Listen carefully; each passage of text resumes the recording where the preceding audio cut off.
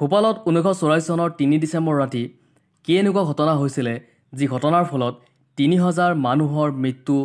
মুখত পৰিব লগা হৈছিল আৰু এইটো হ'ল চৰকাৰী হিচাপ বেচৰকাৰী হিচাপ বা তাত থকা অন্যান্য ডক্টৰ বা লোকেল মানুহৰ তথ্যৰ মতে প্ৰায় 10,000 মান মানুহ সেই দুৰ্ঘটনাত মৃত্যু মুখত পৰা বুলি তেওঁলোকে ক'ব বিচাৰে আচলতে কি হৈছিলে সেই অমানিশা ৰাতি 1984 চনৰ 3 ডিচেম্বৰত য'ত ইমানখিনি মানুহ একেলগে মৃত্যুমুখত পৰিব লগা হৈছিল 1969 চনত আমেৰিকা আৰু ভাৰতৰ কোম্পানীয়ে মিলি কেনে এটা কাৰখানা বনাইছিলে ইউনিয়ন কাৰ্বাইড আৰু সেই কাৰখানাটো আছিলে কীট পতংগ মৰা কাৰখানা আৰু এই কাৰখানাটো যেতিয়া প্ৰথম অৱস্থাত বনাইছিলে তাত ধুনীয়াকৈ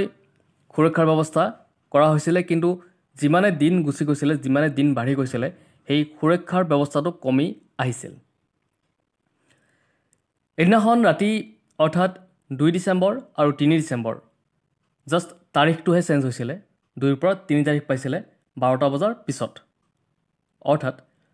3 তাৰিখে ৰাতি 12 বজাৰ পিছত সেই কাৰখানাৰ পৰা ক'লা বৰ্ণৰ ধোঁৱা ওলায় আৰু এই ক'লা বৰ্ণৰ ধোঁৱাখিনি বতাহৰ মুভমেণ্ট যিফালে আছিলে সেইফালে আগবাঢ়ে অৰ্থাৎ বতাহ আছিলে সেই সময়ত যি তাত চহৰ আছিলে য'ত ঘনবসতি বেছি আছিলে মানুহৰ জনসমাগম বেছি আছিলে সেই ঠাইলৈকে বতাহৰ মুভমেণ্টটো আছিলে আৰু বতাহ যিমান জোৰকৈ বলিছিলে সেই ক'লা ধোঁৱাখিনিও সমানে আগবাঢ়ি গৈছিলে আগবাঢ়ি গৈ কেনে প্ৰথম অৱস্থাত তাত ৰেলৱে প্লেটফৰ্ম আছিলে আৰু ৰেলৱে প্লেটফৰ্মত এই ক'লা ধোঁৱাখিনিয়ে প্ৰথমতেই তাত প্ৰৱেশ কৰে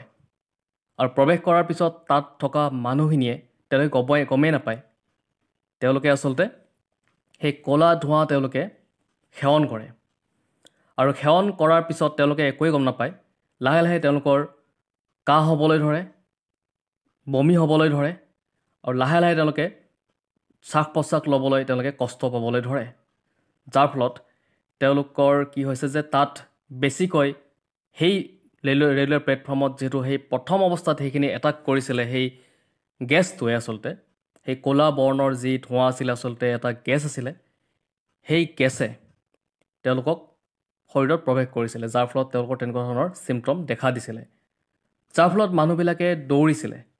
আৰু তেওঁলোকে যিমানেই দৌৰিছিলে যিমানেই জোৰে দৌৰিছিলে সিমানে তেওঁলোকে সেই বিষ বেছিকৈ সেৱন কৰিছিলে কাৰণ যেতিয়া মানুহ এজনে দৌৰে তেতিয়াহ'লে শ্বাস প্ৰশ্বাস তেওঁ বেছিকৈ ল'ব লগা হয় আৰু যেতিয়া তেওঁলোকে শ্বাস প্ৰশ্বাস বেছিকৈ ল'ব লগা হৈছিলে সেই সময়ত তেওঁলোকৰ ভিতৰত সেই মিথাইল আইচ'চিয়ানাইড সেই গেছটোৰ নাম আছিলে মিথাইল আইচ'চিয়ানাইড যি সেই কাৰখানাটোৰ পৰা এটা দুৰ্ঘটনা হৈছিলে সেই কাৰখানাটোৰ পৰা এটা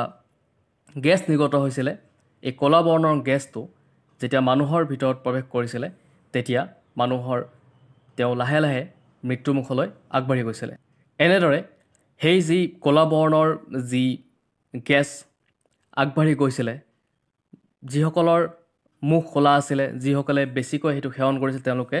ক্ৰমান্বয়ে বেছি সোনকালে মৃত্যুমুখলৈ আগবাঢ়িছিলে কিন্তু যিসকল মানুহ শুই আছিলে বা নাক মুখ বন্ধ হৈ আছিলে শ্বাস প্ৰশ্বাস বেছিকৈ তেওঁলোকে ল'ব লগা ব্যৱস্থাত নাছিলে বা শুই আছিলে যিহেতু সেইদিনা আছিলে ঠাণ্ডাৰ ৰাতি শুই থকা মানুহখিনি কিছুমান মানুহ কিন্তু তেওঁলোক বাচি গৈছিলে কাৰণ তেওঁলোক সেই সংস্পৰ্শত অহা নাছিলে আৰু ইমানেই এটা বেয়া দিন আছিলে সেইদিনাখন যদি বতাহৰ গতিবেগটো বেলেগ ফালে থাকিলেহেঁতেন য'ত নেকি মানুহ নাথাকিলে হয় তেতিয়াহ'লে তেওঁলোকৰ কোনো ধৰণৰ অসুবিধা নহ'ল হয় কিন্তু সেইটো আচলতে দুৰ্ভাগ্যবশতঃ যে সেইদিনাখনেই বতাহৰ গতিবেগটো সেই মানুহসকল যিসকল য'ত আছিলে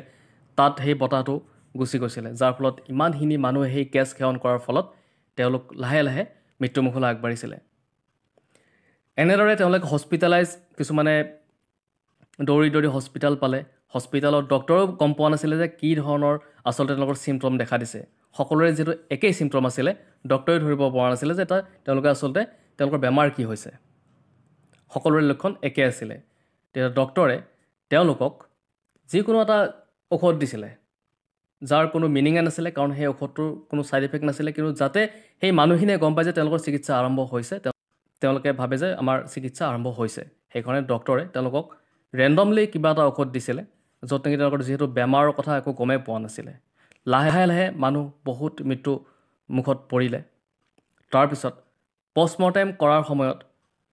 10জনৰ বিপৰীতে এজনৰ পষ্টমৰ্টেম কৰিছিলে য'ত নেকি এজনৰ যিহেতু লক্ষণবিলাক একে আছিলে এজনৰ ৰিপৰ্ট যি আছিলে বাকী 10জনৰ ৰিপৰ্ট একেই বুলি তেওঁলোকে মানি লৈছিলে ডক্তৰসকলে